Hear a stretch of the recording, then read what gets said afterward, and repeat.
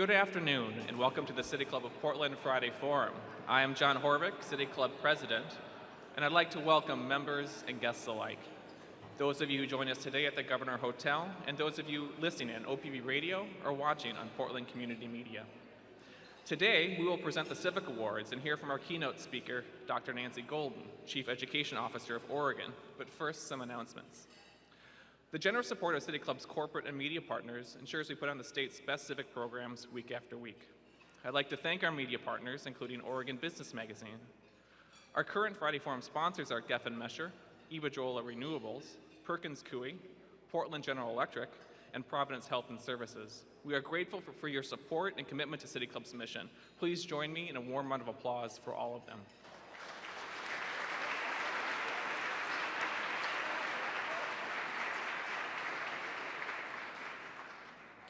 Next week, City Club will discuss the business of sports with Merritt Paulson, owner and president of the Portland Timbers and Portland Thorns. Prior to next week's forum, members will also be voting on the research report on Oregon's property tax system. Doors will open at 11, and the debate will begin at 11:30. The report is available on the club's website, and while you're there, you can sign up for a town hall discussion on the report scheduled for next Wednesday.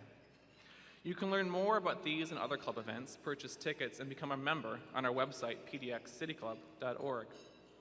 As always, we'll be live tweeting at today's event. You can follow us or mention us at PDX City Club, and be sure to use the hashtag CityClub in your own tweets.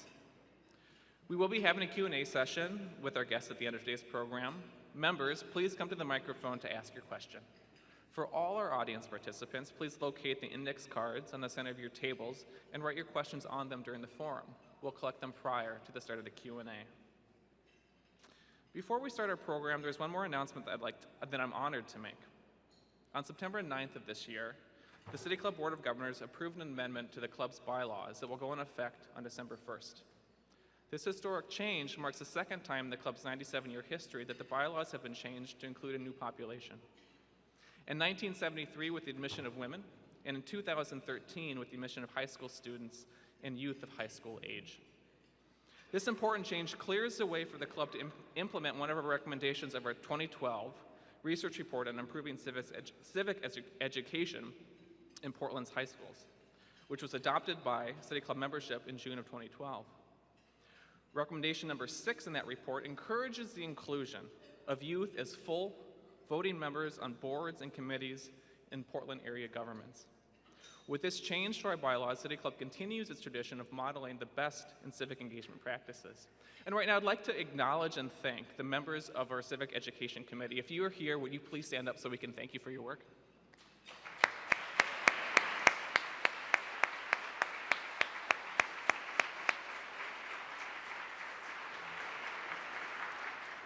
Here's one example of why this change is so important.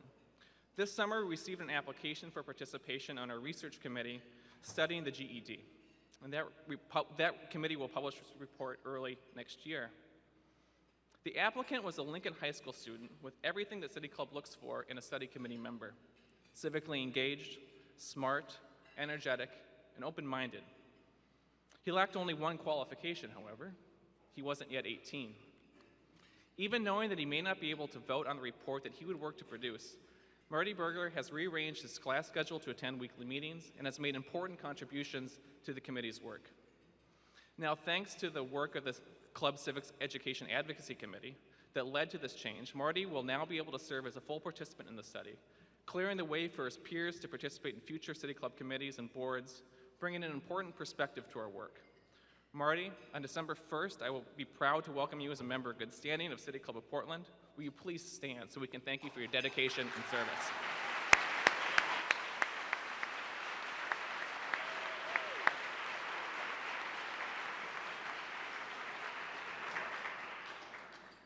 And now to our program. In 2011, City Club launched the Civics Education Study Committee, charged with the task of determining the state of civics education in the Portland Public School District. That research resulted in a report available on the City Club website, which verified the need for comprehensive civics education that included conclusions and recommendations for further advocacy. In 2012, that same committee transitioned into the Civics Education Advocacy Committee and has spent the last 15 months advocating to local and state policymakers for a comprehensive civics education for all students. To explain what a comprehensive civics education includes, tell us more about the Civic Awards, and introduce our award winners is the current chair of the Civics Education Advocacy Committee, Jan Christensen. Please join me in welcoming her to the stage.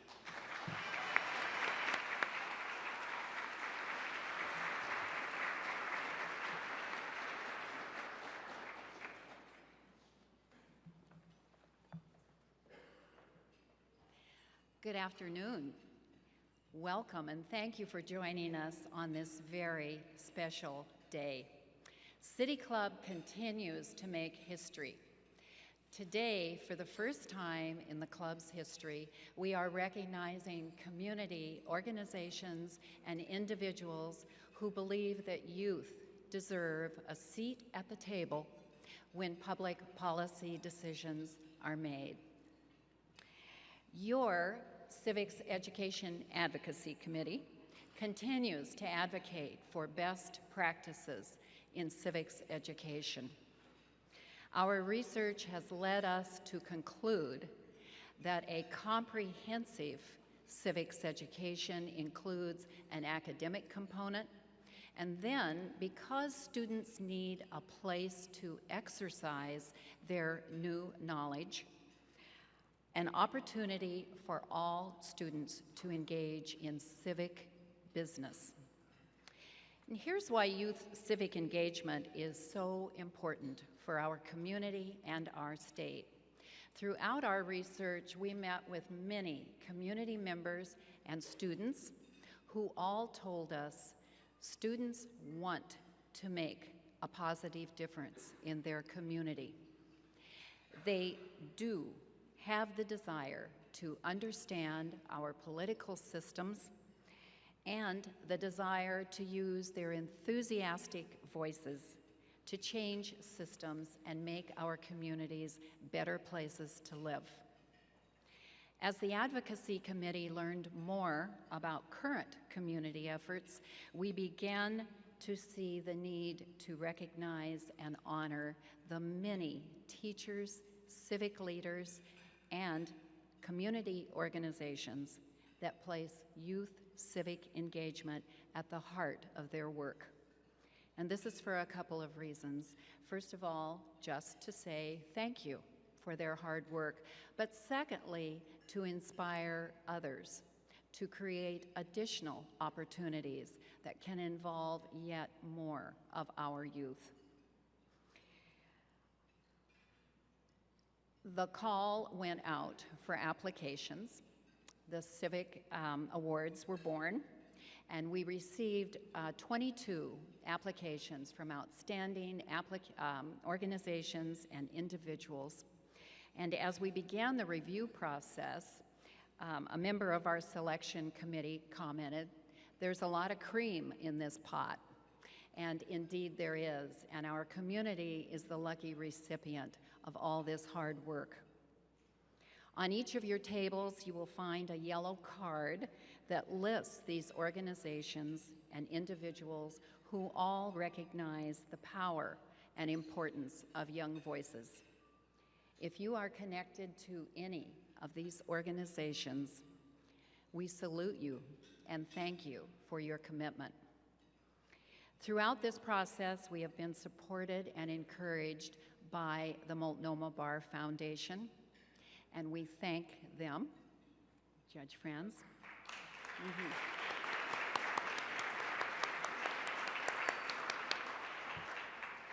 Joining me today are Judge Julie Franz, who is president of the Multnomah Bar Foundation Board, and Dr. Nancy Golden, who we will hear more from in just a few minutes. These leaders are here today to help us honor our winners. Now, because of limits on our broadcast time, I must ask you to please hold your applause until all of the winners have been announced, have received their awards, and have made a few marks. And then we can celebrate their success. The first organization that we are recognizing today is Momentum Alliance. Momentum Alliance supports youth across diverse, underrepresented backgrounds and serves as a launching pad for participants as they become the next leaders of the social justice movements they care so very much about. MA was chosen for the Civic Award because of their inclusiveness and their mentoring of future community leaders. And accepting the award today for MA is Diego Hernandez, their board president, who is himself quite a history maker. At the age of just 25, Diego was the youngest ever elected member of the Reynolds School District Board and the first Latino. Congratulations, Diego.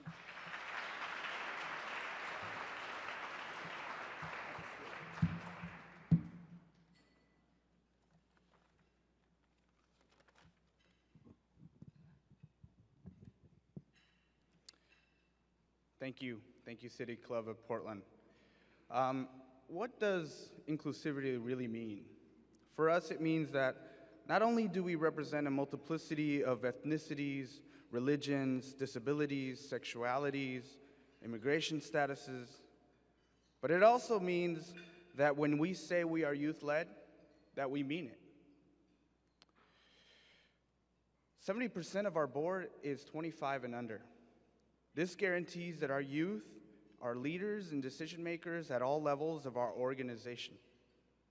They are provided with experienced coaching to make sure that they succeed. Our mission is simple. We want to inspire youth to realize their power individually and collectively, and to mentor the future social justice leaders. We all know that we need leaders from underrepresented communities in public service and elected office. How do we do this with youth who are most affected by poverty and oppression? We have two amazing programs: Student Alliance Project, a youth-led leadership camp that breaks down walls between diverse youth while building confidence and trust where they learn and practice advocacy skills. Our second program is the next step, Leveraging Momentum, a network of young folks under 30 who are emerging leaders and are ready to diversify policy decision-making. The idealism and power behind Momentum Alliance is one of the main reasons that I decided to run for public office at the age of 25. Like the City Club of Portland, we want youth to be included on boards and committees. Can I have Momentum Alliance please stand up? So thank you for the recognition and for your commitment in youth engagement. One more thing, we are in the Give Guide. Check us out. I had to give that shout out, you know. The brochures are in the back. Thank you.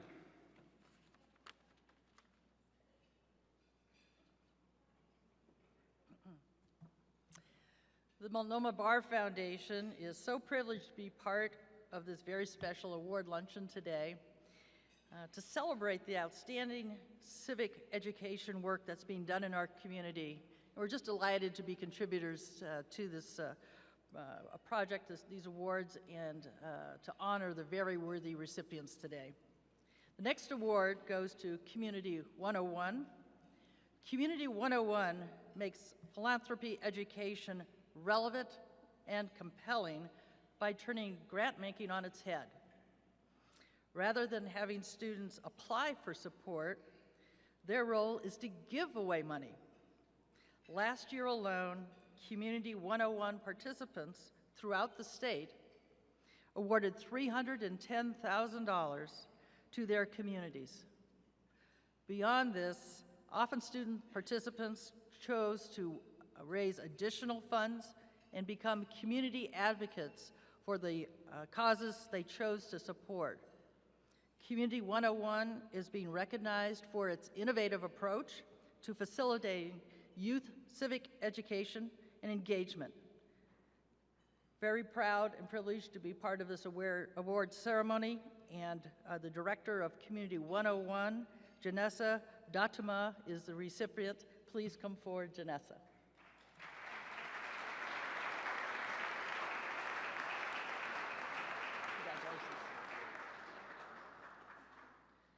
Good afternoon. On behalf of the Oregon Community Foundation and the PG Foundation, we thank the City Club of Portland for recognizing the amazing Community 101 teachers and students around the state.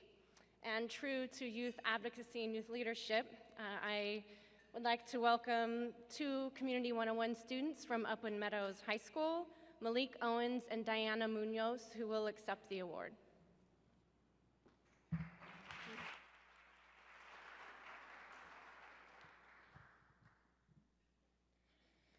As diversity strengthens, our connection between people can look upon what is needed in society. With support from the PGE Foundation and 36 other donors, the Community 101 program is giving thousands of Oregon youth like us a platform to learn about issues, voice our opinions, and make a difference. We are learning why and how decisions are made. We become advocates for ourselves and communities for people who are underserved and unrepresented. In 2012 and 2013, Community 101 students volunteered over 9,900 hours and granted $300,000 to $18,000 to hundreds of community organizations.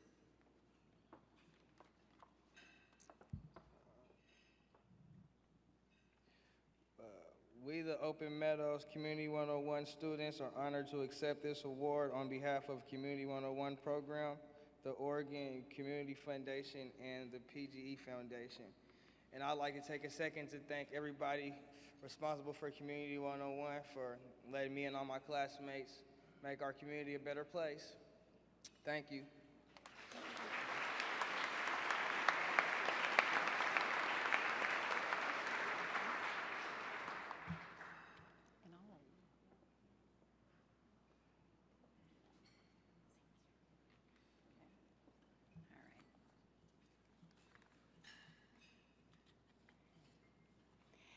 And now, we are very pleased today to introduce to City Club and to our community our first Civic Laureate. Kendall Jensen is a teacher at Roosevelt High School. She teaches environmental science, and she told me that when she first arrived at Roosevelt High, in her words, she found students eager to do something with meaning. Determined to empower her students through knowledge, she launched ASAP, a science and air pollution club for Roosevelt students, challenging them to apply understanding of the physical environment to bring about positive change in their community. Kendall students have studied environmental problems, created educational materials for their community, partnered with PSU on an innovative plant-based air purification project, and have advocated to state legislators for more protective health and air emissions regulations.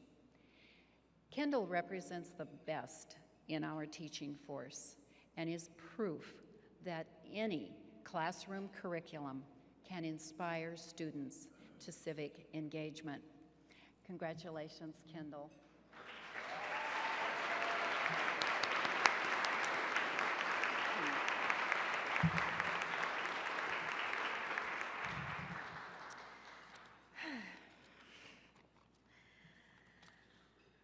Very early in my teaching career, I came to a profoundly humbling and ultimately devastating revelation. For some students, there are no amount of cool videos or interesting articles or iPad apps or ooey-gooey explosive experiments that will ever move them to be invested in my classroom or school in general. So what do you do? What do you do to engage a group of students who are otherwise, for one reason or another, unengaged? I don't need to discuss the statistics on these students. We know that they are less likely to graduate, more likely to,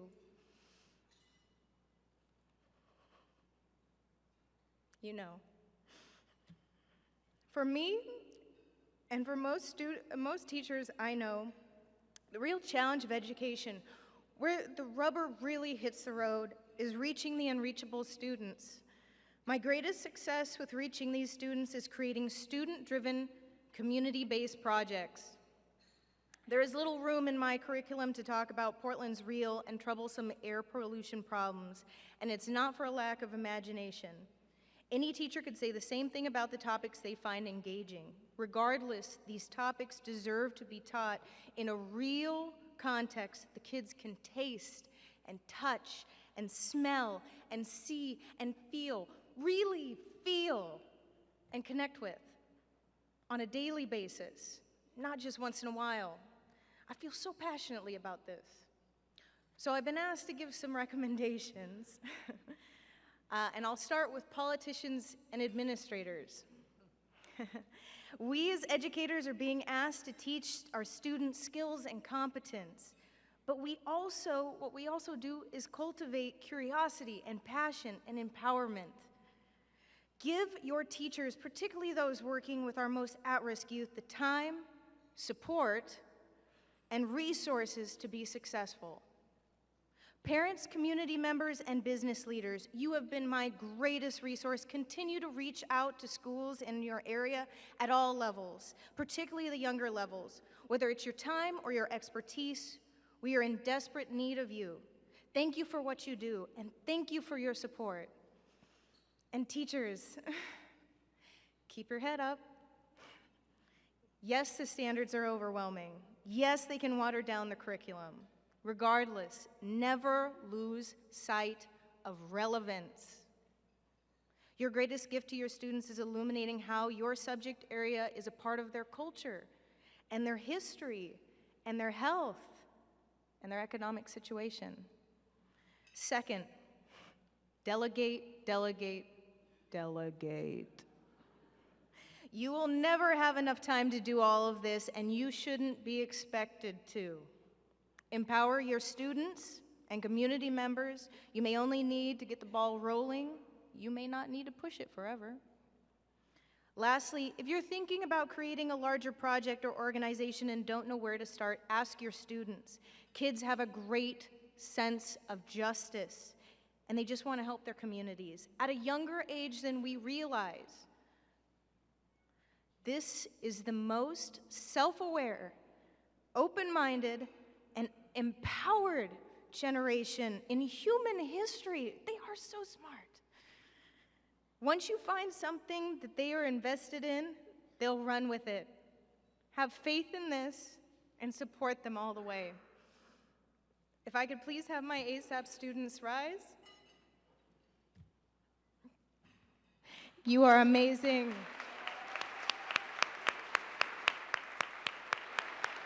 Thank you.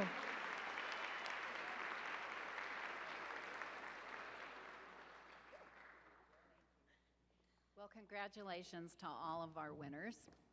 And although you didn't hold your applause, I thank you for containing your total enthusiasm, and we could probably celebrate their successes right now.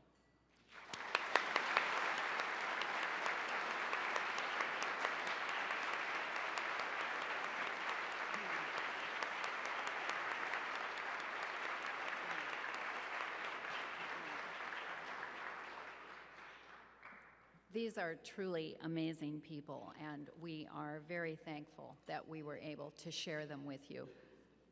And now, it is my honor to introduce our keynote speaker, Dr. Nancy Golden. In August of 2013, Dr. Golden accepted the position as Oregon's Chief Education Officer. With over 30 years of experience as a teacher and educational leader, Nancy has served as superintendent of the Springfield Public Schools in Springfield, Oregon, from 2003 to 2013, and as educational advisor to the governor during the 2011 legislative session, and continues to act as the alternate chair of the Oregon Education Investment Board, or OEIB. Under Nancy's leadership, the Springfield Public School District developed the Springfield Quality Education Model, significantly increased student achievement, and successfully passed a $42.7 million bond. In addition, the district was the first in Oregon to implement the one-to-one initiative and opened a new school, the Academy of Arts and Academics. Nancy is highly regarded for her work in promoting equity in schools, and in 2011, she was selected as Oregon's Superintendent of the Year. Dr. Golden will share the vision behind the state's 40-40-20 goal and will discuss her priorities for ensuring that each student has boundless opportunities for a promising future. Welcome to City Club, Dr. Golden. Thanks so much for your help. Can you move all this up? Thank you. This is truly the perfect day for me to be able to address the City Club of Portland, because I got to be here when Civic Awards were given, and as a superintendent and in my current position, I think civics and education is critically important. One of the first group of people who came to visit me were the people from your subcommittee, Civics Education and Advocacy Awareness Committee. And you know, when you start a new job, it's kind of lonely, and when they came in, I just wanted to throw my arms around them and said, oh, we can do great work together. So when I was superintendent, we did so much in terms of civic education. We had study circles on racism. And as we studied the history of racism and issues around racism, the students in that group decided they were going to make sure that in leadership, we would have kids who reflected the color of the students in our community. So civics education is so important. I'm just thrilled to have seen the people get the award. Congratulations, and well deserved. The second thing, one thing I know from sure in my years of being an educator, that there is nothing more important than a quality teacher. And a quality teacher with every group of students, the significant difference it can make in terms of students' learning is profound, and we are in the midst of a quality teacher. You can see that from what she's doing in her class and what you had to say. It's an honor to have been in the room with you today. Congratulations.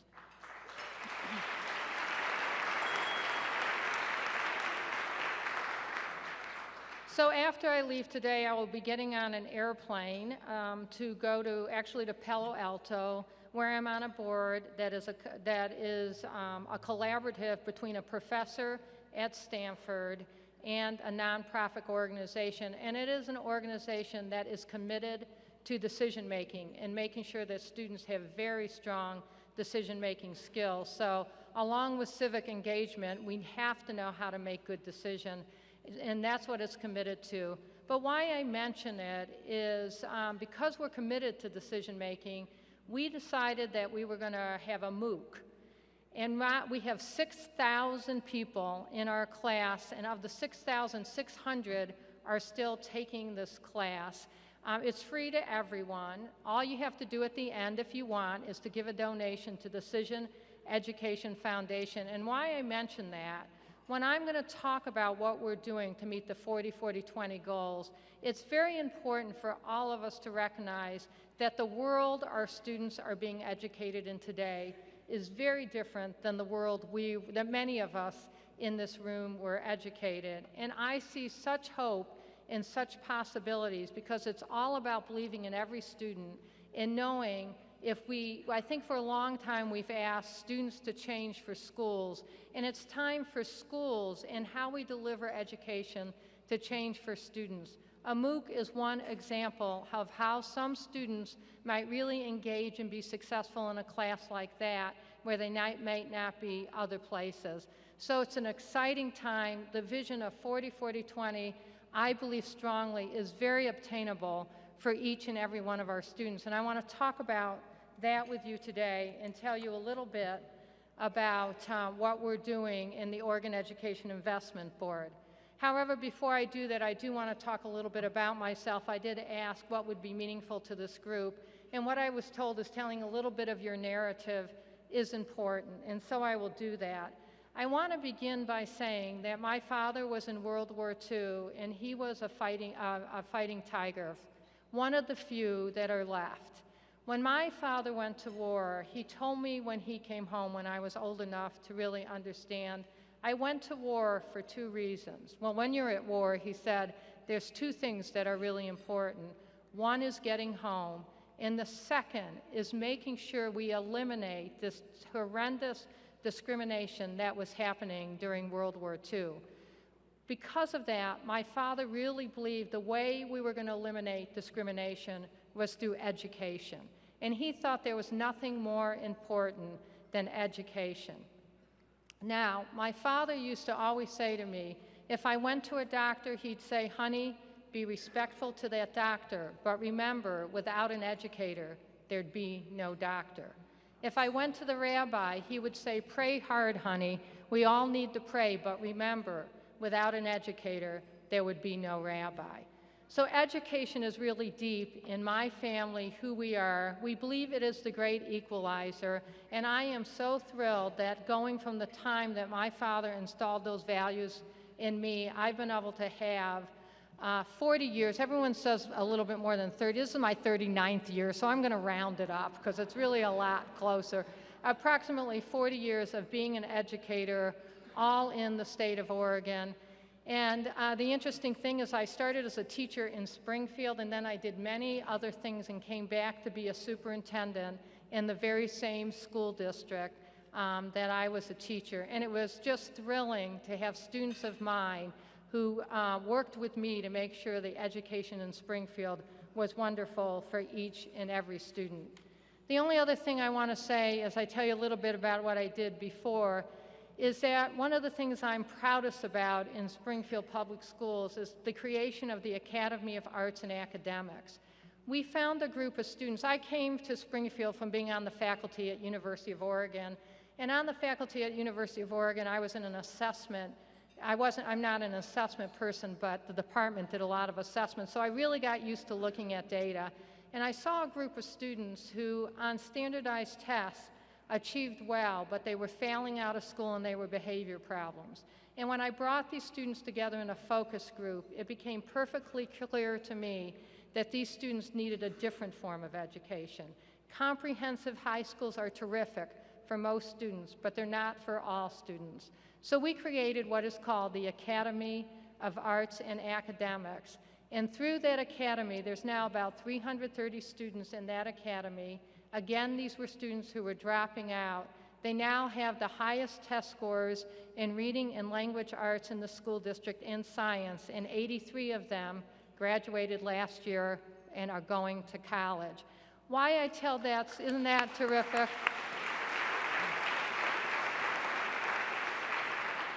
Why I tell that story is I believe so deeply in we need to make sure if we want to meet the 40-40-20 goals, that we know all students don't learn in the same way, they don't learn on the same day, and we have to make sure we have choices so all our students can be successful. Now, I was retiring from the school district in June, and after that was going to work for Chalkboard, which is an organization I have tremendous respect for. Students gave me some advice when I retired. They said, walk every day with a panda. These were second graders. Gotta admit, that sounds pretty good. Or another piece of advice was become a ninja. I guess the piece of advice I liked the most was never, ever, never, ever read an email message again. Yes. I'm sure like many of you, I read hundreds of those a night, and just the thought that maybe I wouldn't need to do that was incredibly freeing. So you might ask, why would I ignore all that terrific advice to go back into a job that is as demanding as the job as Chief Education Officer? And I chose to do that because I truly believe we are in a moment in time in education in Oregon. We have a great governor who has a line of sight focus on education. When I was his advisor, he kept saying again and again, education is so critically important. Education, healthcare, and jobs, because together, if we get those three right, there'll be more money for education, which ultimately, it's just a circle, creates more jobs and a much better state to live in. So, knowing that with the governor we have and the partners we have, I was just talking to this wonderful young man who's been working on the GED research study, and I can't wait to see it. And what I know is there's clubs like this all over the state who care about education, are in subcommittees who are really looking at really important issues around education. Those are our partners at the Oregon Education Investment Board. In addition to that, I know there's groups like collaboratives like All Hands Raised that are determined to make sure that ninth grade counts, that every student gets into ninth grade and gets the credits they need to be on track for graduation. I've already mentioned Chalkboard, but Chalkboard has done significant work, particularly around teacher quality, to ensure that there's a quality teacher with absolutely every student. It is these partners that make me very confident that we can reach 40-40-20. So I've been in this job 3 months now, and I've been traveling all around the state. I live in Springfield still. This is my third trip to Portland this week, and most of the meetings, the two previous meetings ended at 9, so I got home about 11 o'clock, and I just love Portland. Next week, I'll be here 4 days. So I'm beginning to think of this as my second home, and I'm beginning to think of myself as a road warrior as I go up and down that freeway. So, but what I'm seeing is I've also been in John Day, and I'll tell you, I was so touched in John Day because people came from 4 hours away at 7 o'clock at night knowing they wouldn't get home till 1:30 in the morning because they care about education and they wanted to talk to me and the other people in the room about how we could ensure that students in John Day got quality education.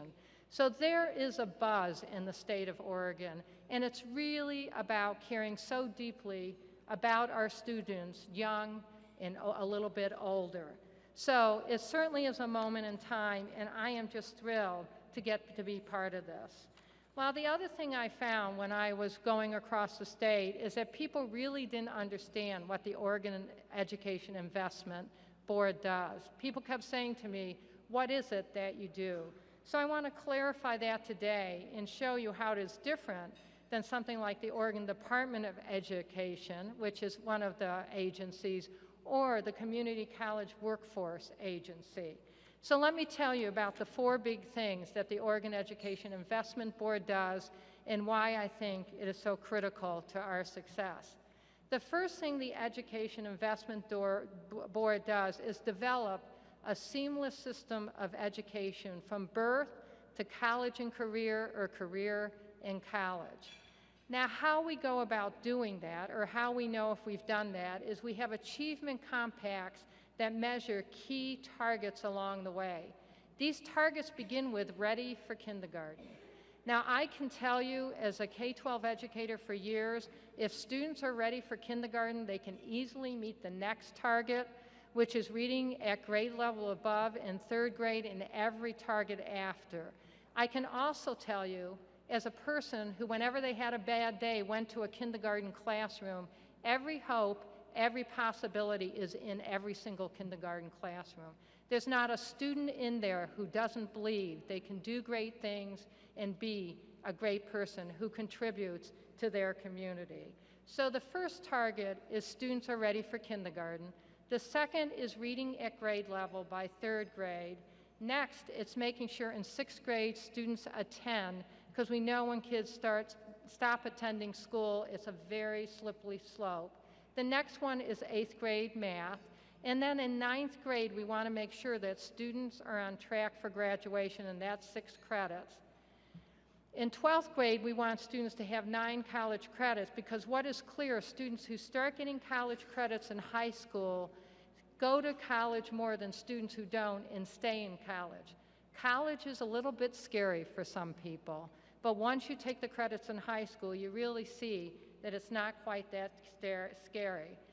At the community college, because this is a birth to career system, we want to make sure that there's more GEDs, that there's more transfer degrees, that there's more associate degrees. And then as we go into our four-year institutions, we want to see more BAs and MAs and PhDs. So those are the targets that are going to tell us if we're successful in terms of creating a seamless system. We want all students to move successfully along that pathway, or if they've gotten off the pathway, to come back on and be successful. So that's the first thing we do. The second thing we do is we really manage the transitions. We want smooth transitions. So going from high school, from college, we want that to be very smooth. And so we kind of think of it as 11 through 14. I don't know if you all know, but there's many students who get accepted to a college, intend to go to a college at high school graduation, but never show up in the fall. We need to make sure that transition is smooth so they do get to college. So we manage transitions all because we want to meet that 40-40-20 goal, but one of the other big things we do is that we need to overcome the barriers. So I call myself a barrier buster. And there's many barriers along the pathway. I'll just give you a few examples. We've been talking about college a little bit. Well, do you know that there's a thing called College Now, and they can be taught in high school, but the teacher has to have a very precise degree. So they have to have a master's of biology if they want to teach a biology College Now course. They could be teaching AP biology and all of their students could get the highest score, but they can't teach that. At the same time as they need a master's in a content area, our universities are giving masters of educations, not masters in content areas. Those are some barriers that we need to overcome. The second thing is you might hear of a student who said, I have 60 college credits. It happens. Students graduate with 60 college credits. Some graduate anywhere between 0 and 60. And those who have a large number of credits think they finished 1 year of college, and the parents are counting on that because they really need that because they can only afford 3 years, or it would really help. But the courses aren't articulated with the college courses, so they show up thinking they're ready for sophomore year, and what they learn is, oh, but yeah, you took some college credits, but those don't count towards your college degree. That's a barrier for students that we need to overcome. So the second thing we do is we manage the transition and we overcome the barriers. The third thing we do is we make key investments that we believe are going to help students successfully move along that pathway. Some examples of the investments we made this year: we made investments in mentor teachers, because what we know is we lose many of our great teachers the first 5 years of their teaching. We made investments in quality teaching because we know what a difference it can make. We made investments in STEM education, science, technology, engineering, and math, in STEAM, science, technology, engineering, arts, and the math. And these investments are particularly to encourage girls to go into these careers and to encourage underrepresented groups of children to go into these careers. We've increased by 3,000 the amount of opportunity grants for students in our state. And we've increased 9 additional Aspire centers. Aspires are in high school and really help students make the transition to college. It was a $75 million investment. I've only talked about a few of the things we do, but we believe these strategic investments will really make a difference in terms of having students be successful all along the pathway. So that's the third thing we do.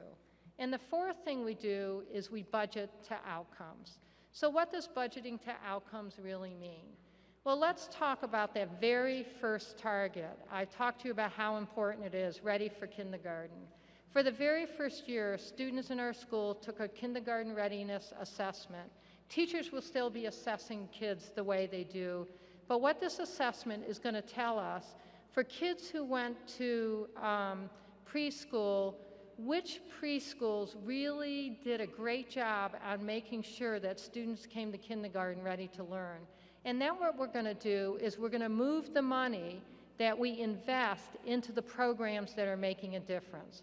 We'll support the other ones in learning what the successful programs did so they can be equally successful, but we have to budget to outcomes. And if the outcome is ready to learn in kindergarten, we need to know who's doing that, and those are the people that will be giving the resources. Another way to understand this is to think about college. Right now, colleges, community colleges and four-year colleges, get money based on their enrollment. If they have high enrollment, they get more money. In the future, they will be getting money based on how many students get an AA degree, how many students get a transfer degree, how many students get a BA, how many students get a master's, how many get a PhD. They'll get money for producing outcomes, not inputs. So that's the fourth part of what we do in the Oregon Education Investment Board. We are responsible for birth until career and college. And so all the other organizations, the early learning organizations at the state, run by Jada Ripley, the Department of Education by Rob Saxton, the Community College by Gerald Hamilton, and the Chancellor of Higher Ed, Melody Rose, we all meet together to say this is one seamless system. Let's talk about how we overcome barriers and we make sure all our students are successful. So that is what we do on the Oregon Education Investment Board. Now, one thing that has become really exciting as communities started thinking about how do we make this seamless, community organizations started to get together, and all hands raised in Portland is a model, as is the Eastern Promise in Eastern Oregon and Connected Ed in Lane County. All of these brought multiple people together, multiple organizations, and started working to help us help students be successful. We've now funded 12 what we're calling regional collaboratives, because quite honestly, when the state was doing this, it wasn't near as exciting as when community was working, and our governor believes deeply, and our job is to be tight about the standards, the targets, the outcomes we want, but loose about how we go about achieving those. Those are to be left up to communities and school district boards and community college boards and college, four-year college boards or collaboratives. So we're really excited about these. And the other thing that we're doing is we're going to take one person from each of these 12 collaboratives so we become a learning group of what's each collaborative doing. Now what All Hands Raised has done is really focused on ninth graders being on track. What Eastern Oregon has focused on is how do we really make it so students can get a lot of college credits in high school. And what Connected Ed has focused on is how do we create a data system that can truly follow the students from age birth to career and college ready. So as you see, all these collaboratives are doing different work, but when we put them together, it's really going to inform us about how do we create this seamless system. Last year, a very important thing happened on the Oregon Education Investment Board, and that is that we passed an equity lens policy. Equity's lens is really making sure that all of our students are successful, particularly our students in the achievement gap. I want to just share a few of the core beliefs of the equity lens, because everything we do from the state will be through the equity lens. So, here are some of the beliefs. Every student has the ability to learn. Speaking a language other than English is an asset.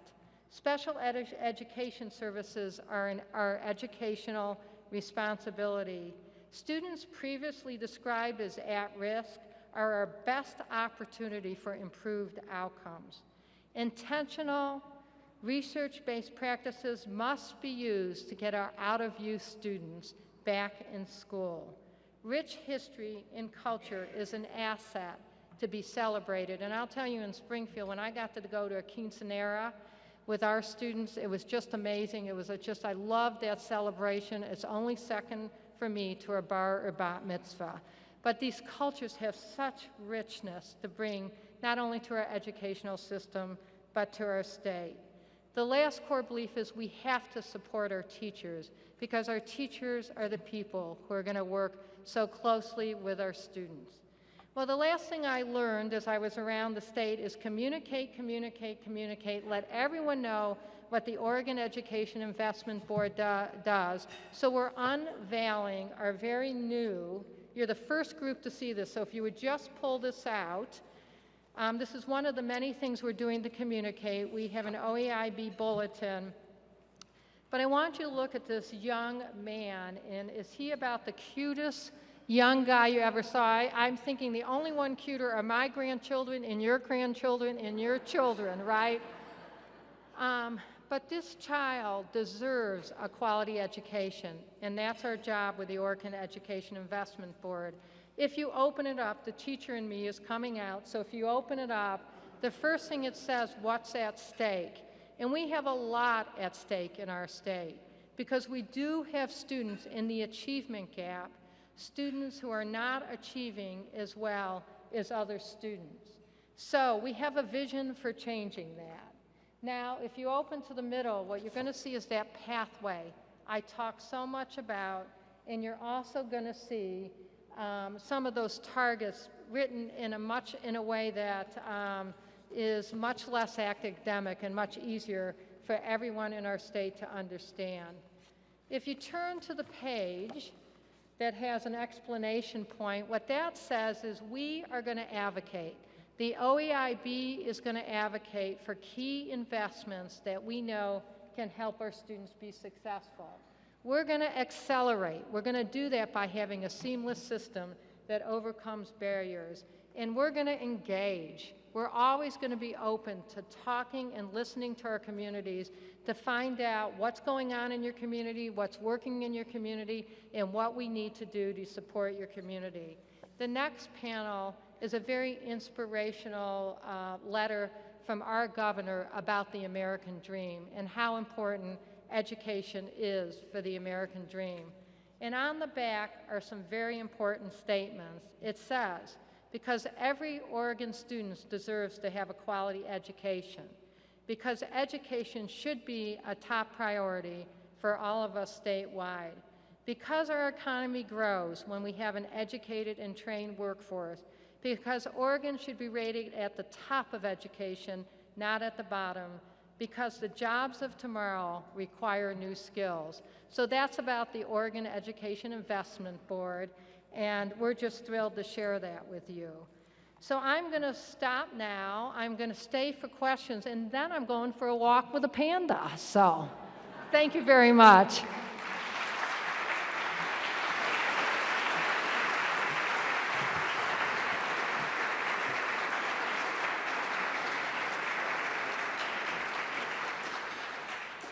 Thank you very much, Dr. Golden. And now if you have a written question on an index card, please hold it high so City Club staff can collect it from you. We'll now take questions from the floor. As always, we invite members to the microphone to ask their question. Asking questions at the Friday Forum microphone is a benefit of City Club membership, and membership is open to everyone. Before asking your question, identify yourself as a City Club member. Please only ask one question and ask your question as succinctly as possible. If I flash this question mark card, it means please wrap it up. Chris Andre, City Club member.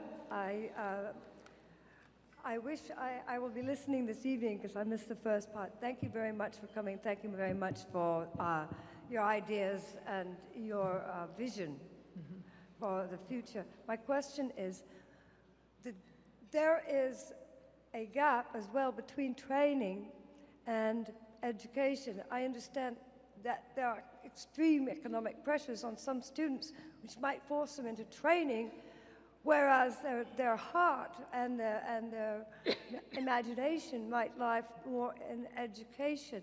Can we balance the training required for job skills and that sort of thing with education, which enriches lives and enriches us as a people, as a community? Can you repeat? I couldn't hear the question.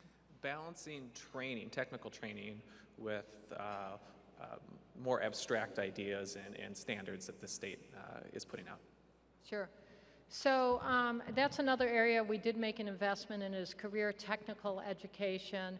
What we know in 40-40-20 is that 20% of, the goal is that 20% of our students will leave career and college ready, but many of them will go right into the workforce. And we do know career technical education is critically important. We've got grants out now for some hubs around career technical education and STEM, and there's careers beyond just STEM.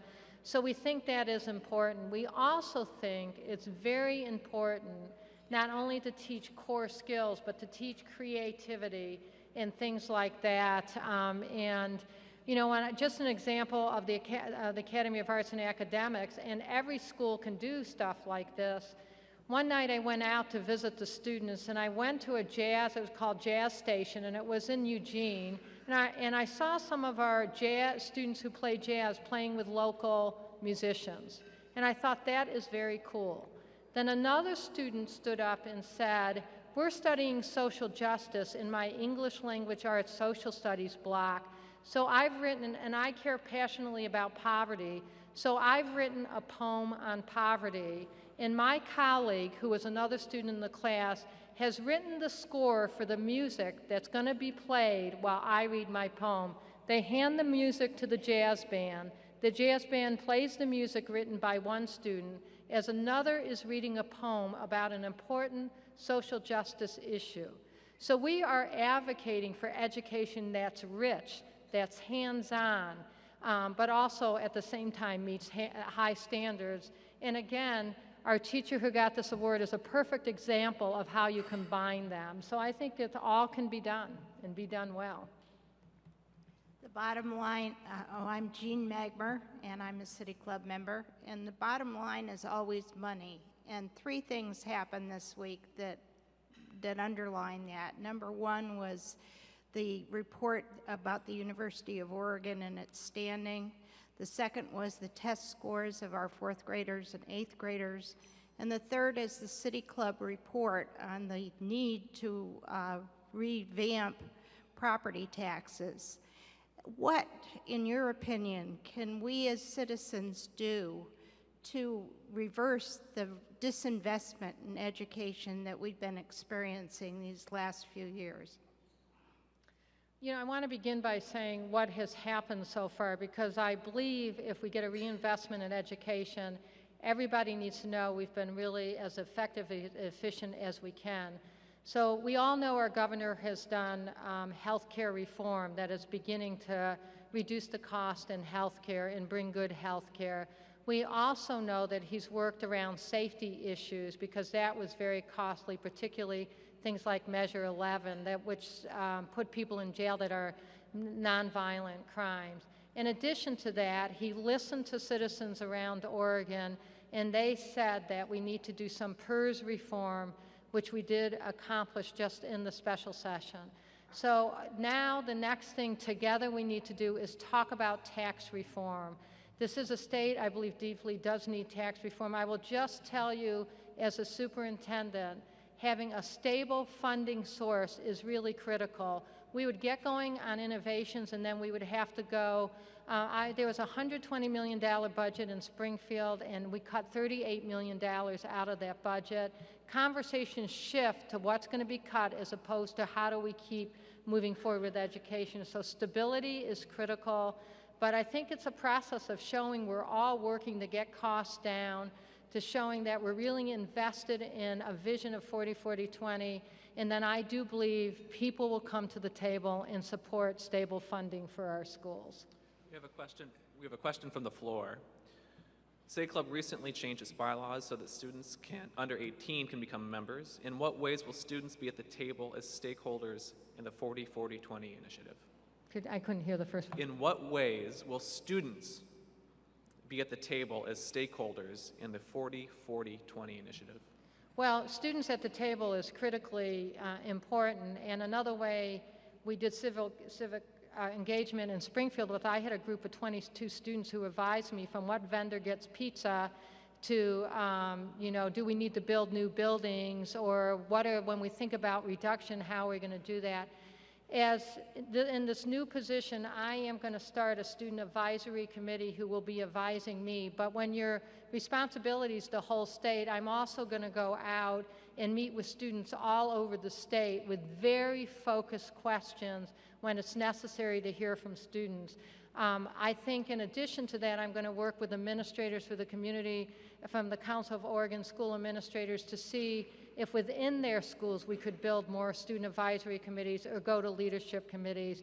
The voice of the students are critical. They are our future, and they are so smart. We have time for one final question. Yes, Kay Bridges, and I've been in business for myself, or self-employed at least, since 1980.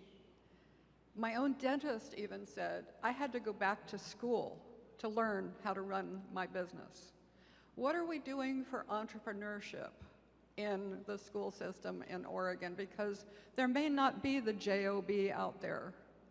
We need people who can start their own business and know how to run a business. So again, I think that's when we're talking about the kind of skills students need. We're really talking about skills like creativity, critical thinking, decision making. So if you take core skills, reading, writing, and math, and then you make sure in addition we have very rich classes where kids are encouraged, students are encouraged to really think, be creative, and quite honestly, that's why I am such an advocate for the arts. I think the arts really help us in that area. If we do that, we will have students who are entrepreneurish. We do have students who are entrepreneurish, and I think there's innovation conferences around that really sort of, I'm not sure, I think in Bend they were going to create an innovation conference, but it would be great to put together a conference for students where they can come together and event and share inventions. So lots of possibilities there. Unfortunately, we have run out of broadcast time for further questions, and we'll have to stop for today. Please join us next week for an interview with Merritt Paulson, owner and president of the Portland Timbers and Portland Thorns. And as we close for today, please join me in offering our sincere thanks to our speaker, Dr. Nancy Golden, the Multnomah Bar Foundation, and our Civic Award winners, Momentum Alliance, Oregon Community Foundation, Community 101, and our Civic Laureate, Kendall Jensen. Thank you very much. We are adjourned. Thank you.